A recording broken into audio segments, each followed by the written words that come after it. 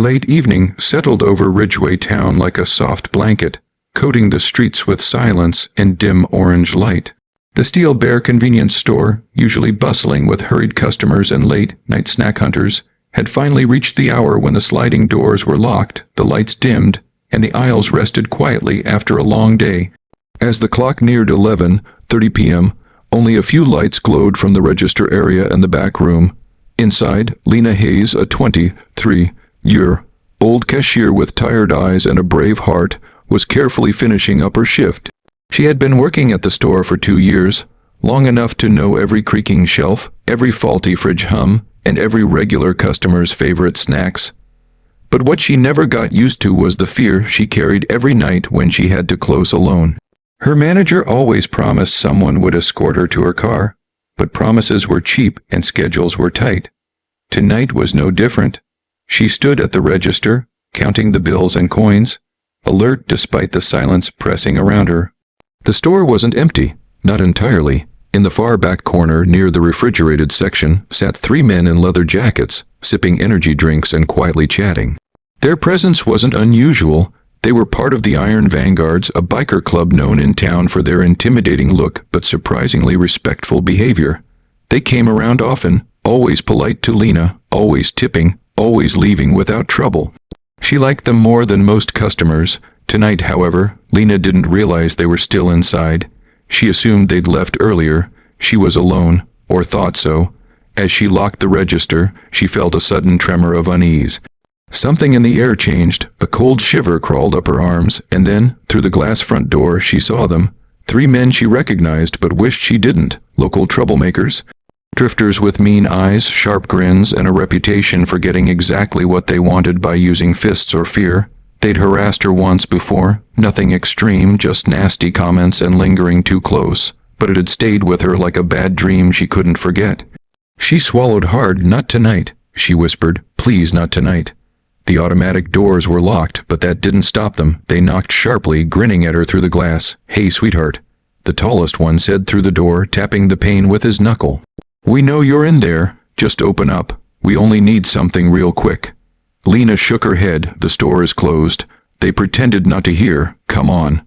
Another one said, dragging his tongue over his teeth. Just want a drink.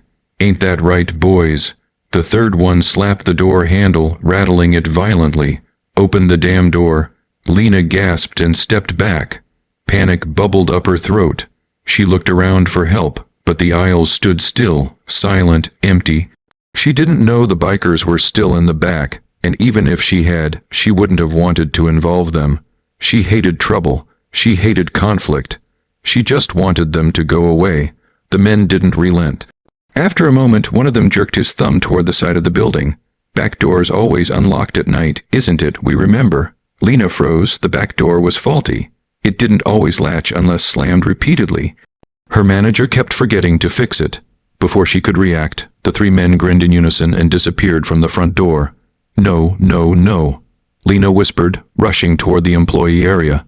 She didn't know how much time she had.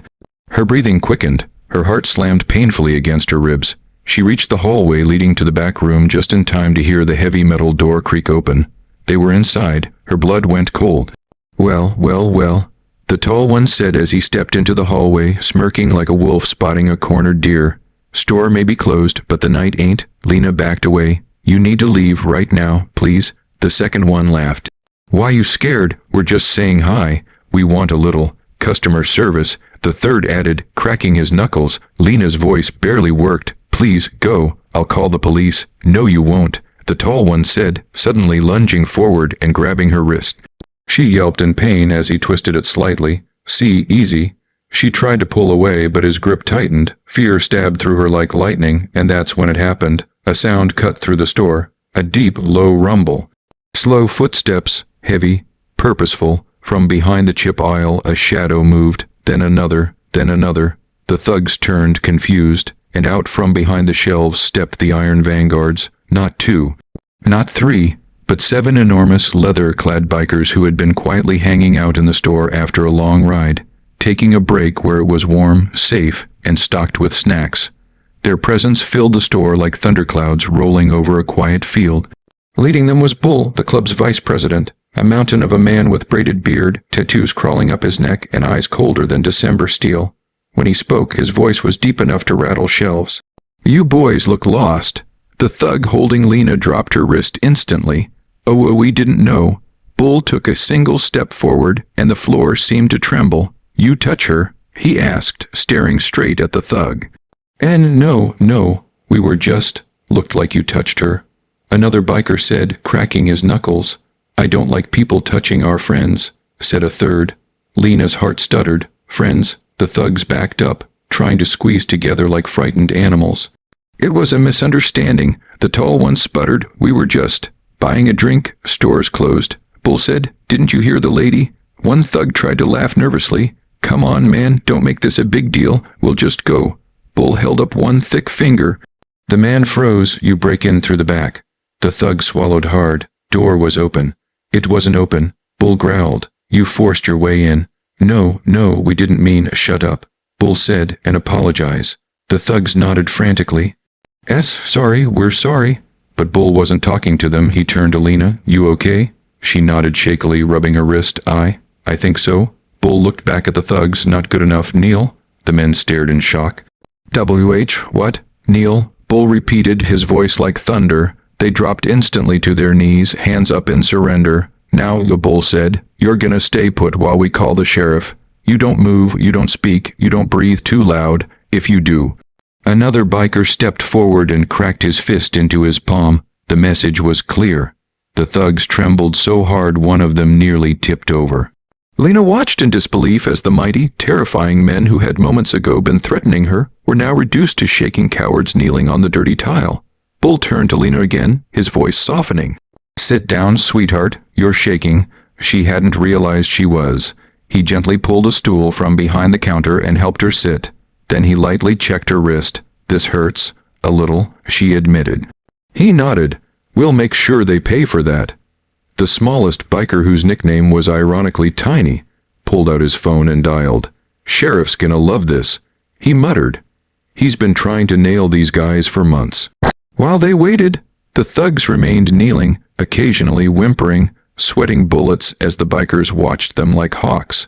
Lena felt the fear slowly drain from her body, replaced by relief so deep she almost cried. Not because the danger was gone, but because someone had finally stood up for her. When the sheriff arrived minutes later, he entered the store and froze at the sight of the 3 kneeling men and the 7 bikers towering behind them. "All right, what the hell happened here?" he asked. Bull spoke calmly. "They broke in, threatened the lady. We detained them."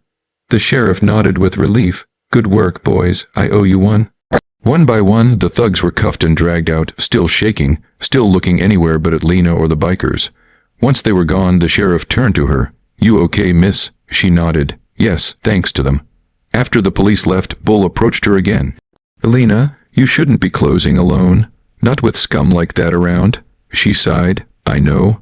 But my manager, he's careless." Bull crossed his arms. "So here's how it's gonna go. From now on, one of us will be here when you close." Her eyes widened. "No, you don't have to. We want to," he said firmly. "You look out for us every time we come here. You're kind. You remember our orders. You treat us like people, not monsters. Least we can do is make sure nobody mess with you." Her voice cracked slightly. "Thank you," Bull nodded. "You need anything before we leave?" She thought for a moment. Just to know I'm safe." He placed a reassuring hand on the counter. "You are now." The bikers left the store that night as silently as they had appeared, engines rumbling like distant thunder fading into the night. But their presence remained stamped in the air, like a promise. Over the next weeks, Lena discovered something extraordinary. Every night she worked, the Iron Vanguard showed up. Sometimes 2, sometimes 5, sometimes just 1, but always someone.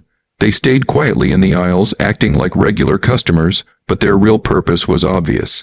They were there for her. Word spread in town faster than wildfire. The thugs who once lurked near the gas station disappeared. Strangers who used to linger too long around the store stopped coming. Even Lena's manager finally fixed the back door, terrified of angering the bikers. But Lena didn't fear them anymore, not after that night. Instead, she felt protected in a way she never had before.